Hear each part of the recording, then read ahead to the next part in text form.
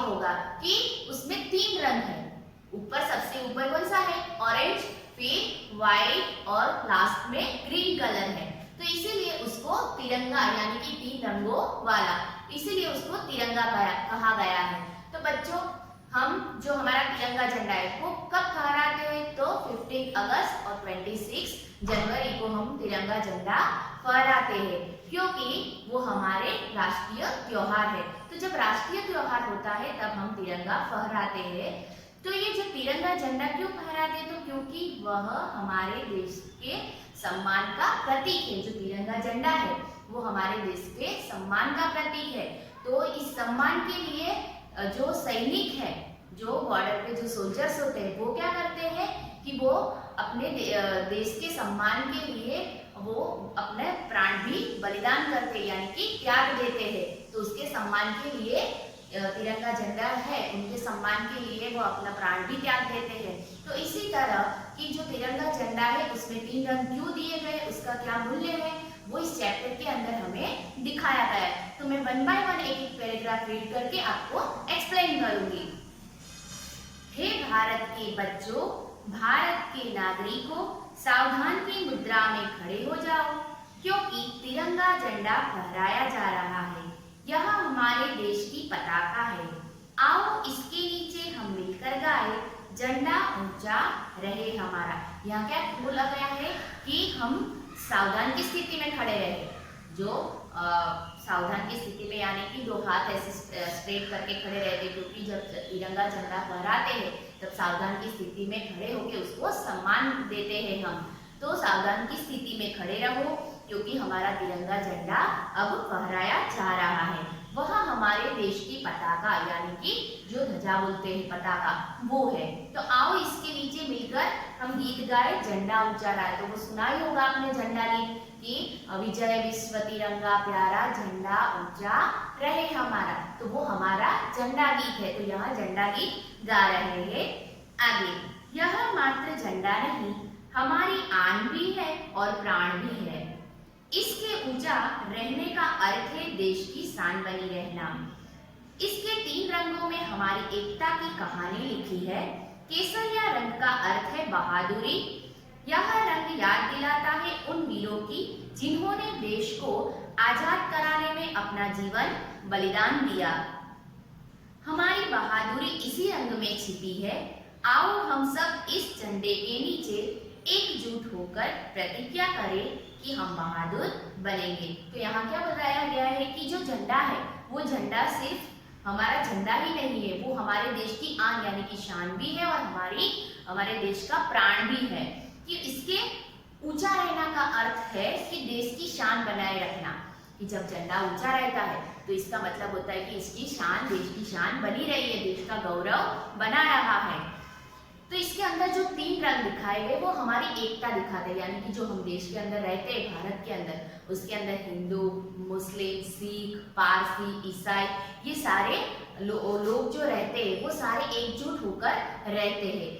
तो ये हमारी एकता दिखाते हैं कि हम सब होते हैं। तो वो अलग अलग फेस्टिवल अपने अपने धर्म के हिसाब से फेस्टिवल मनाते हैं, पर जो ये जो धार्मिक त्योहार है वो अपने अपने हिसाब से मनाते हैं। पर जो ये राष्ट्रीय त्योहार है जैसे कि 15 अगस्त, 26 जनवरी, वो पूरा देश एक साथ मिलकर मनाता है। तो ये हमारी एकता प्रकट करती है। यहाँ उसके अंदर 3 रंग होता है, उसमें केसरिया रंग यानी कि सबसे पहले जो ऑरेंज रंग है वो क्या दिखाता है? तो वो बहादुरी दिखाता है, कि जो वीरता बोलते हैं ना, जो बहादुरी, आपने मूवी भी देखी होगी केसरिया वाली, वो मूवी थी केसरी, वो तो केसरिया रंग है, वो वीरता सोल्जर्स के ऊपर थी पूरी मूवी। तो वो बहादुरी दिखाता है। यह रंग क्या याद दिलाता है कि जो हमारे जो वीर थे उन्होंने हमारे देश को आजाद कराने के लिए जो अपने प्राण बलिदान किए थे, तो वो हमें केसरिया रंग वीरता का प्रतीक है। वो याद दिलाता है कि कैसे हमारे जो सोल्जर्स थे उन्होंने बहादुरी से अपने देश को आजाद कराया था। तो यहाँ हम सब झंडे के नीचे एकजुट होकर प्रतिज्ञा करें कि हम भी बहादुर बनेंगे। कि हम जब बड़े होंगे, जब भी आप छोटे हो तो जब बड़े होंगे तो आप बहादुर, ऐसे ही सोल्जर्स की तरह आप भी बहादुर बनोगे। आगे, तिरंगे झंडे में दूसरा रंग सफेद है। यह हमारे विचारों की पवित्रता को प्रकट करता है। जो व्हाइट रंग दिया गया है बीच में, वो शांति का प्रतीक है, शांति और शुद्धता का। जैसे कि हम 15 अगस्त 26 जनवरी को व्हाइट कबूतर जो आकाश में उड़ा के फिर शांति का संदेश भेजते हैं। तो इसी तरह ये जो सफेद रंग है वो शांति का संदेश प्रकट करता है। इस रंग में महात्मा बुद्ध की करुणा दिखाई देती है। गांधी जी की अहिंसा, मुस्कुराते गांधी जी ने अहिंसा सिखाई। अहिंसा का मतलब है कि हिंसा न करना, यानी कि किसी को मारझूट नहीं, मारना नहीं, यानी कि तन और मन से भी मारझूट नहीं करनी। मन से हम कभी किसी का बुरा इच्छते तो वो भी नहीं करना चाहिए, उसको बोलते हैं अहिंसा। तो गांधी जी ने अहिंसा सिखाई थी, यानी कि शांति का संदेश दिया था। और वैसे महात्मा बुद्ध है, उन्होंने भी सबके ऊपर करुणा यानी कि दया रखी थी। तो उन्होंने भी ये सफेद रंग है वो करुणा और अहिंसा का प्रतीक दिया गया है, शांति का प्रतीक दिया गया है। आओ हम दुश्मनों को भी प्यार से मित्र बना लें और इस झंडे के नीचे खड़े होकर विश्व में शांति लाने का प्रण ले। कि क्या वो बता रहे हैं कि हम दुश्मन होते हैं, हमारे जो एनिमीज होते हैं उनको हम फ्रेंड बना ले। अगर हम दुश्मन आए उनके साथ हम बुरा करें, वो भी हमारे साथ बुरा करें, वापस हम उनके साथ बैर रखें, तो बैर से बैर बढ़ता जाता है। तो इससे अच्छा हम उनको अपने फ्रेंड्स बना ले, यानी कि मित्र बना ले। तो यानी कि वो बैर है, वो दुश्मनी है, वो वहीं खत्म हो जाए। तो सबको हम प्यार से अपने फ्रेंड्स बना ले, मित्र बना ले।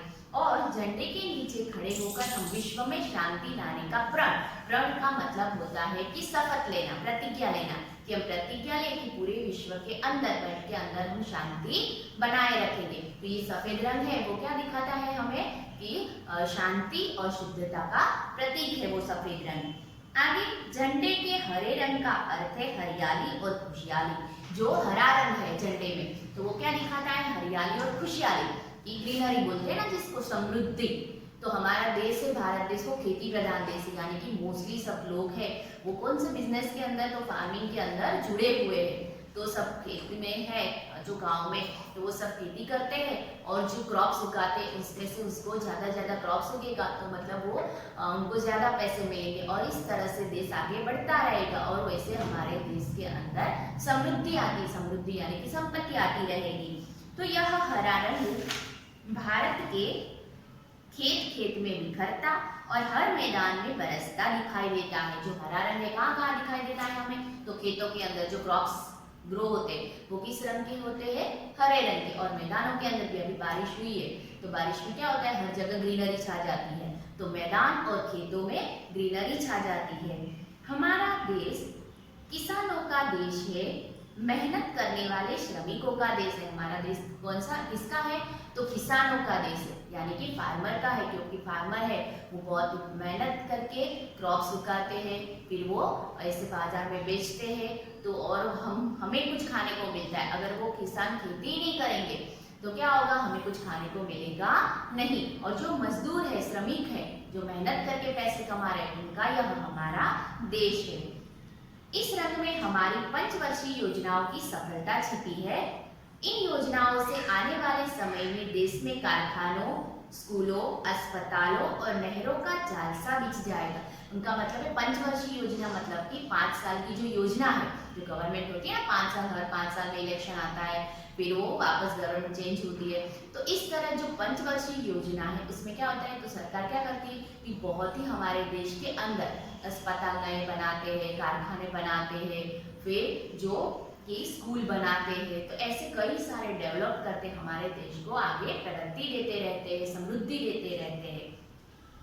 आगे तिरंगे के बीच में एक अशोक चक्र है, इसमें 24 तिलियां होती है। तिरंगे के अंदर जो आपको बीच में ब्लू कलर का चक्र दिखाई देता है उसमें कितने होते हैं, तो 24 जो लाइन होती है वो होती है, जो क्या दिखाती है, तो पूरे दिन के 24 बहुमूल्य घंटों की सूचक, यानी 24 बहुमूल्य घंटों की हमारे जो घड़ी है उसके अंदर कितने आवर्स होते हैं पूरे दिन के, तो 24 आवर्स होते हैं। तो वो 24 आवर्स क्या करते हैं, घड़ी पूरी घूमती रहती है, मतलब वो गति दिखाती है कि पूरी घड़ी जैसे घूमती रहती है वैसे हमें भी जीवन में आगे बढ़ते रहना चाहिए, कभी भी रुकना नहीं चाहिए और आगे हरदम प्रगति करती रहनी चाहिए। तो यह चक्र गति तथा प्रगति का प्रतीक है। जो अशोक चक्र है वो किसका प्रतीक है, तो गति और प्रगति, प्रगति यानी कि प्रोग्रेस करते रहना है, आगे बढ़ते रहना है। गति जीवन है, यानी कि हमारा जीवन है वो गति है, तो आगे आगे हम चलते जाते हैं, उसके अंदर हमें प्रगति करनी होती है, यानी कि प्रोग्रेस करनी होती है। सफेद पट्टी के बीचों बीच बना यह चक्र शांति के लिए परिवर्तन लाने की शिक्षा भी देता है। जो ये चक्र है वो क्या बताता है, इसे घूमता रहता है, इसका मतलब होता है कि आगे आगे परिवर्तन लाओ। कि कुछ मतलब कि देखो अभी पहले के जमाने में कुछ जो यंत्र थे उनकी खोज नहीं हुई थी, अब इस जमाने में देखो बहुत सारे यंत्र खोज किए गए हैं मानव ने, तो ऐसे हमारे डेवलपमेंट आगे आगे बढ़ता गया और प्रगति आगे आगे हमारा देश करता रहा।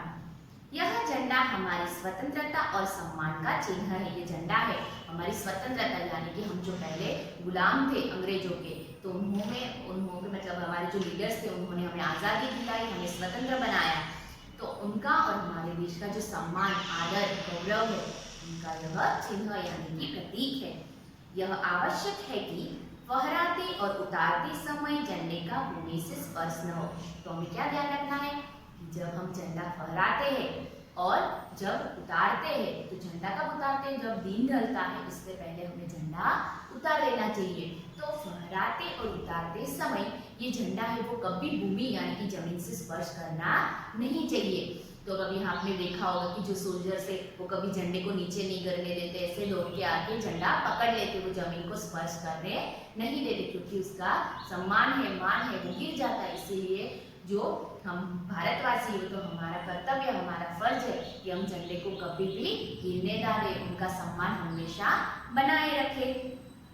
झंडे के सम्मान की रक्षा करना हमारा कर्तव्य है। जैसे सोल्जर्स करते हैं वैसे हमारा भी कर्तव्य है कि हम झंडे को कभी भी नीचे गिरने ना दें और उनका हमेशा सम्मान बनाए रखें। अच्छे अच्छे काम करके देश के अंदर अच्छे नागरिक बने और भारत का जो सम्मान है उनको हमेशा बनाए रखें। आओ इस झंडे की छाया में खड़े होकर हम देश को हरा भरा और खुशहाल बनाने का प्रण लें। इस झंडे के नीचे खड़े होकर हमें क्या प्रण लेना है, क्या प्रतिज्ञा लेनी है कि यह हमारा जो देश है वो हमेशा खुशी से बना रहे, हरा भरा यानी कि समृद्धि से बना रहे और खुशहाल है हमारा देश रहे। इस तरीके से हमें इसे प्रण लेने हैं। I hope you all are understood this chapter very well. Thank you. Have a nice day.